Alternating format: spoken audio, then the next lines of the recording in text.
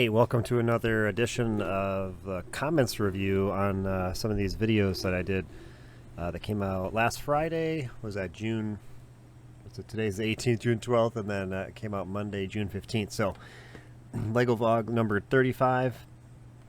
If you're wondering, the first 4 days of being off has gone very well. Just added over 18,000 parts to the store yesterday and finished it up this morning. Which was crazy. It's the least thing I was looking forward to of this whole thing, and I got it out of the way right away, and it's all done, and I'm so happy about that. So from here, things do get easier. I'm thinking about parting out the big high school hidden side school next week. I'm not sure exactly yet. I might do a couple smaller things first, but that'll be the second biggest thing I have to do, and I think I can do that. So we're going to go over these comments. So in this video, I was talking about stockroom stuff, about you can auto remove stockroom lots with 0 after 1 day. So yes, I do remember seeing that, and I thought I had it set up actually, but apparently I didn't. So I went ahead and did that. I mentioned before I never use stockroom. I don't know. I don't think there's a reason for me to use it. I don't like things in different areas. I like it all for sale or not. I know some people put lost on their stockroom stuff, so when they find it, which I did find some pieces when I just parted all this out. I only have 2 written down. I know I've lost quite a bit more than that in the past. At least 10 things are lost in the wall somewhere, but I'm not worried about it. You know, it is what it is. If I ever want to go through and audit everything, I could, but that would not be fun. And then H&B VIP Lawn Care Landscaping. So happy for you. Have a fun 12 weeks. It is great. I've been swimming on my lunches and just not even worrying about when I come back. This first week is kind of a feeler on how I want things to go and to figure out a good schedule. And I guess, I have to make money because I'm not making money at my other job. So that is something that'll drive me. But I mean, if I didn't make any money during this 12 weeks, we'd still be all right. But I definitely want to keep it going to make sure this is something we can do, if that opportunity presents itself in the very near future after I go back to work. So, and then Elizabeth Stevens, amazing. I can't wait for the vlog on Monday, which came out, so we'll get to that. Just for Brick, seeing the video and the Instagram post, the expansion is looking good. Thank you. And yeah, I just posted this morning about all those parts put away and everything is looking great. And then Ollie Wall, congratulations, best of luck with the endeavor. Thank you. Dylan said, great news. I'm looking forward to more videos following this. Yep. I've had some people ask about live streaming, like when I was parting out the sets on Instagram. That's something I might do on smaller stuff. I don't know. My setup, I got to figure out a setup for that. And then one thing I want to mention before I go any further, I guess, London Bridge Bricks. On Saturday, July 11th at 10 a.m. Central Time, I will be, it's the 72-hour Lego community live stream, Lego live stream. So Butt Shop 2021 invited me to get in this stream. They have like a couple hour window or something, a 3-hour window maybe. And at the beginning of it, I should be there with them. So yeah, that's something that you might want to subscribe to them and hit the bell to be notified when they are live streaming on that day or whenever they do live streams. So just want to bring that up, and I'll bring it up later in future videos as well when it gets closer. Another one about the auto delete. Yep. I put all right, the Great Brick Lab with the save. I've definitely purchased from there on Bricklinks. I see that. I remember that name. So on those eBay one of those eBay orders was mine. Thanks for the super fast shipping. The store looks great. So thank you very much for your support of the store and everything. Really appreciate it. And then great news. Happy Friday. Thanks, Mom. And then Bricks for Brains. You can set up multiple stock rooms and have all your Brick Owl stuff go to a certain one. Yep.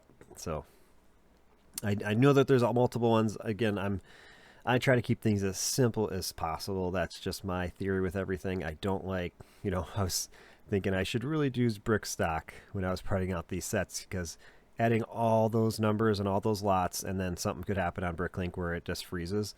If you have that file made for Brickstock, it doesn't matter. You have that file, you're good to go. But again, I'm still not taking that leap. That's fine with me. And then UK Brick Hunters, still loving your vids. Appreciate the answer back on Bricklink about feedback of bad customers. Also recently, now I'm using BrickOwl via Brickpacker for syncing. Great. I see. Seems like a lot of people have gone to BrickOwl. And I've had people on Instagram reach out to me asking questions. A few of them, and how it's working. It's working just fine. No problems as far as, like I said. I don't know. Sometimes, I mean, there's been like the last week 2 or 3 items that were not in the right drawer. They were saying I had them. I didn't have them. I didn't go take the time to investigate. Did those sell on BrickOwl? They didn't update. Everything seems to be working fine. That's not uncommon that it can happen, once or twice a week. I mean, you're talking about pennies for parts. I mean, it's not like a huge deal. I mean, people do come to your store. They expect to get what they order, but no store is perfect. I can tell you that. And I try to find them. Even if I'll refund them, and if I have the used parts, I will just send those as a replacement for free, if I can. So, and then I did also opt into the Rebrickable affiliate. I just had one order today for like 20 some bucks, and it was like a $46 fee that's added on top of the 3% fee for BrickOwl. Otherwise, that sale would not have come through. They're on Rebrickable. And then my store shows up on there or whatever, however it works, I don't know, and it sends them to BrickOwl, and they purchase from me. So for something they're trying to build or something. So I did accept that, and I've had a couple of sales. It'll show a little icon saying it's from that. So so they said they had their first referral as well. And then I said, yeah, BrickOwl's been good at first and seemed. It was going to overtake Bricklink sales. It was really fast at first, but it certainly has slowed down. It's about 25% of what I do on Bricklink now for BrickOwl on average, I think. So, but still, everything's appreciated. Everything is good. And Tricker Brick said, "Will be interesting to see your completed layout. I just finished adding the 12th column of stack-ons to my wall. Good to be done for now." Yes, it always feels good to finish it and be like, that's good. Well, if you didn't delete Instagram or whatever you did, you'd see it, but that's your choice. I just like Instagram because it's easy to reach out to people. On here, you got to leave comments. I mean, there's other options to reach out to people, but maybe that's what you didn't want. I don't know. Because I get a lot of people sending me messages. Just got to, I don't know. I reply to most of them. So, yeah, I feel relieved. Now I just have to number a ton more. I got over 500 numbered, though, already. So that is awesome. And then it's your boy. Great video. New to the channel. Congrats on getting approved. It'll really help your shop. Thank you very much. It's definitely helping. And how long have you been doing the Bricklink and your other business? So Bricklink 3.5 years. It'll be 4 years. I was approved in October. I signed up for it. It says in September, but then I was approved like early October of 2016. And I've been employed in my regular job for 10 years in September. So that's really, I'm getting that extra week of vacation starting in September. It's, yeah. And then, don't know what this means. I might have looked it up. And I said, thank you. I forget what it means. I looked it up. And then let's see what it means. Translation. I gotta write English in there. The collection behind so much too. Thank you. Very good, liked. All right, and then number 36. This is the Monday one we put out. They go freestyle. So thanks for showing my Bricklink store order. So I must have purchased from them. I don't know. Everything I get that I purchase, I try to put in these videos. So if I buy something from you, you want to put something in there, I will show it on camera. Everything but addresses and people's names. You don't want to do that. I try not to do that. Leg Bros. Those masks, though. Funny. Dual monitor is a game changer for sure. Yeah, I just basically, I was getting lost trying to, when you're on camera and you're just trying to think of numbers, I should have calculated it before and just figured it out, but rambling on for a few minutes in there, but whatever, it's what happens. But yeah, this second monitor I have here has just been amazing. And tomorrow will be the first time I use it. No, the second time I use it, well, first time without having my other job going. I'll be editing my vlogs tomorrow, Friday morning. be able to do that and still add stuff to Bricklink while I'm watching it, make sure everything's good. And then Trick or Brick has commented again. Something I noticed early on was I used the prefix of L for the large drawers in their number sequence. Then changing the layout of the wall, it wouldn't cause me to have to renumber anything. Your new wall looks good, and it certainly can hold a ton of new parts. I finally finished putting up the last column. So yep, I don't know about the L. I don't know if the flow would work for me though, if the L, because it wouldn't flow the same way. You'd have to go back to the large drawers at the end. My first thought, I don't know. But I like the way I have it, and I know renumbering was a pain, but I won't have to do it again there. That's definitely such a relief. I won't do it again. And then it's your boy. Congrats on the expansion. Love the channel already, and I've only seen the 2 videos, so he saw the Friday and the Monday now. By the way, how much do you upload? Just interesting. Also, did you start your eBay shop after your Bricklink shop? Final question, where do you find the minifig deals? Yeah, funny story. I started eBay, and then like 3 months into selling Lego minifigures on eBay, somebody came to me wanting to buy like 20 of them, and they were mentioning this site called Bricklink. They're like, well, the prices on here are less than eBay. Here's the averages. I was wondering if you'd take offers. Because when I did start my eBay store, I did take offers for the first year. And then once it really ramped up, it just got too much to handle. So I removed taking offers. I was getting like 50 offers a day.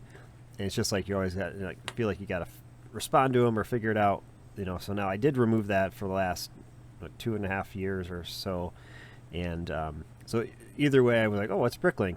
I found Bricklink, and I probably spent like $800 the first weekend I was on there buying stuff. I was just unbelievable. I'm like, oh, I can buy this. I had so many minifigs I needed stuff for at that point, and it was crazy. And after that, it cooled down for a bit while I got that and figured it out, and then from there, the rest is history. I just said, oh, I can sell this extra stuff on here. So I did. And here we are. And how much do I upload as in parts? I'm not sure if he's talking about that or videos here. Yeah, he did respond in YouTube videos. Okay. So, yeah, my schedule has worked out as Friday and Monday. And then I tried to do this every week last week. I did not do a comments one because I was busy with that wall and, you know, getting ready to stop working for the next 12 weeks, my normal day-to-day job, so I could do this Lego business throughout the summer. And so typically I'm going to do an Ask Pops Block Shop video next week. So I have the list of questions I just printed out and I'm making some notes on, and I'll do that sometime in the middle of the week. Or the end of the week on a Thursday. I try to do the comments on Wednesday and then any extra video on Thursday, but we'll see how it works out. The new wall looks great, thank you. Another great video. Question, do you still use the large poly mailers on those big lot orders? 200 to 300 lots. How do you mail those? What size poly mailers? That huge 300 lot order from Brick Owl was sent. It was actually a APO address, so I did use it. I definitely used priority mail for that. It weighed like 8 pounds, so definitely wouldn't use a poly mailer for anything typically over 2 pounds, and typically anything that's over a pound I just use priority. A lot of them fit in the flat rate bubble mailers that you get for free, so I usually use those, or I'll use a box. So I guess anything over a pound is not using a poly mailer typically. Unless it makes sense, you know, monetarily, where the shipping cost is cheaper. Because a lot of times you use the poly mailers to keep it under a pound, so you don't have to use priority. That's why I use those. But 19 by 24 are the biggest ones I have. Because I don't think I need bigger, because at that point it's going to weigh a lot more. So, Gura Newman said, perfect vlog. Petacollar, I don't know. Love these videos. Anyone from Europe also sells on eBay. I think it's a bit harder for us to sell there. Yeah, it potentially could be. Don't know. And someone here, I sell on eBay in the UK. Seems the more listing you have, the more you sell. Take good photos and people will buy. That's exactly what I would tell anyone. the photos sell. So, and if you see all my listings, over 90% have accessories, and I don't see a lot of people doing that on eBay. So. And then someone did the math for me. He basically said a total of 3,560 drawers, if my calculations are correct, that I should have new. So I'm going to work really hard the next 2 weeks to get all the numbers on there. We'll see if that number is correct. I'm not even going to do calculations, but I mean, it's 43, 33, and 17 drawer size stack-ons. So you can see in the pictures how many there are. So 1408, that is amazing. Or I want to take the store. So I added 1408 drawers in all those. That's crazy to think. That's more than my original.